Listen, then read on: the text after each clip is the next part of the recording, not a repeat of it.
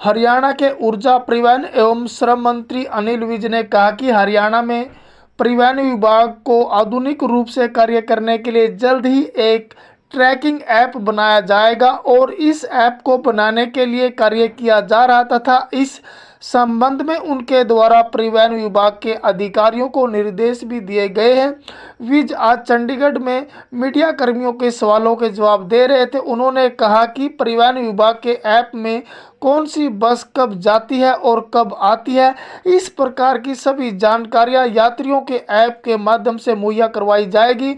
उन्होंने कहा कि ऐप आम आदमी के मोबाइल फ़ोन में होगा और वह देख सकेगा कि रोडवेज की बस कौन सी बस कब आती है और कब जाती है, वहां पर खड़ा व्यक्ति बस कितनी देर में पहुंचेगी। उन्होंने कहा कि इस ऐप के बनने में विभाग के साथ साथ यात्रियों को भी फायदा मिलेगा, क्योंकि जब यात्री को पता होगा कि बस आ रही है तो वह अदर यानी कि दूसरे परिवहन में नहीं जाएगा या प्राइवेट व्हीकल से नहीं जाएगा, तो हरियाणा रोडवेज की बस में ही सफ़र करेगा। दोस्तों, ये थी अब तक की सबसे बड़ी अपडेट जो आपको बताना बेहद ज़रूरी था।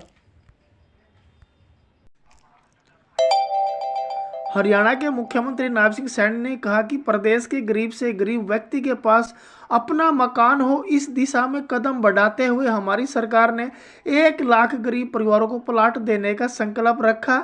इस संकल्प के तहत गाँव में 100-100 गज और महासंग्रामों में 50-50 गज के प्लाट देने शुरू किए हैं।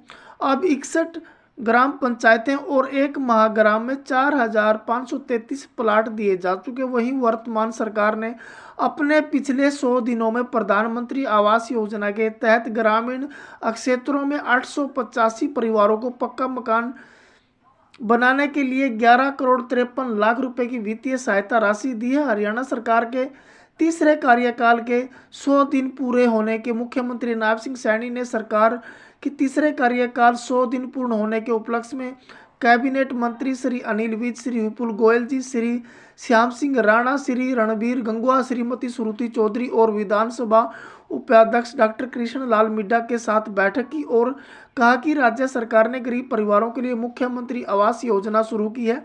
इसके तहत 14 शहरों में 15,256 गरीब परिवारों को 30-30 गज के प्लाट दिए। पीएम आवास योजना के तहत 77,000 लाभार्थी जिन्होंने आवेदन किया हुआ था, उनके लिए इसी बजट में लाभार्थियों को मकान बनाने के लिए प्रावधान किया गया ताकि वे अपना मकान बना सके। साथ ही नए लाभार्थियों की सूची बनाने के लिए अधिकारियों के सर्वे करने के निर्देश भी दिए जा चुके हैं। हरियाणा सरकार गरीबों के हित की सरकार। हरियाणा के मुख्यमंत्री नायब सिंह सैनी ने कहा कि विपक्ष पर निशाना साधते हुए कहा कि कांग्रेस सरकार ने गरीबों को 100-100 गज के प्लाट देने का वायदा तो किया, लेकिन न ही उन्हें कागज दिए गए न कब्जा। हमारी सरकार ने गरीबों की पीड़ा समझा और उनको प्लाटों का कब्जा प्रदान करने का काम किया। उन्होंने आगे कहा कि पूर्व की सरकारों गरीब के साथ वोट की राजनीति करती थी, जबकि हमारी सरकार गरीबों को सशक्त व खुशहाल करने के लिए कार्य कर रही है। आज लोगों को यह विश्वास है कि हमारी सरकार गरीबों के हित में काम करेगी और अब गरीबों के अधिकारों का हनन नहीं कर दिया जाएगा। दोस्तों, एक और जबरदस्त न्यूज आपके लिए लेकर हम आए हैं। हरियाणा सरकार ने बढ़ाई बुजुर्गों की पेंशन। हरियाणा सरकार ने राज्य के बुजुर्गों के लिए एक सराहनीय कदम उठाते हुए 3500 रुपये मासिक पेंशन योजना का ऐलान किया है। मुख्यमंत्री नायब सिंह सैनी ने घोषणा राज्य के वरिष्ठ नागरिकों को आत्मनिर्भर और सम्मानजनक जीवन प्रदान करने के उद्देश्य से की है। इस योजना का लाभ लाखों बुजुर्गों को मिलेगा और यह उनके जीवन स्तर को सुधारने में मददगार साबित होगी। इससे पहले हरियाणा में बुजुर्गों को मिलने वाली पेंशन की राशि कम थी, लेकिन सरकार ने इसे बढ़ाकर 3,500 रुपये कर दिया है। इस निर्णय से राज्य के बुजुर्गों को आर्थिक रूप से राहत मिलेगी।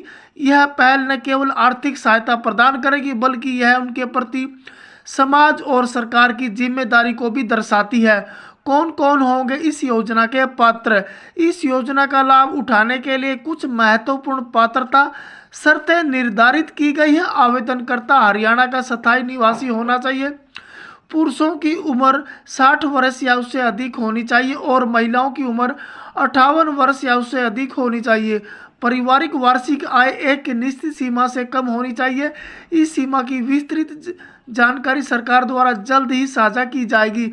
आवेदन प्रक्रिया, इस योजना के लिए आवेदन प्रक्रिया को सरल और ऑनलाइन बनाया गया ताकि ज़्यादा से ज़्यादा लोगों को इसका लाभ मिल सके। आवेदन के लिए निम्नलिखित दस्तावेजों की आवश्यकता होगी दोस्तों: आधार कार्ड, आय प्रमाण पत्र, आयु प्रमाण पत्र, बैंक खाता विवरण और निवास प्रमाण पत्र। यह थी दोस्तों आज की सबसे बड़ी अपडेट। उम्मीद करता हूं हमारे द्वारा दी गई जानकारी आपको सही लगी होगी।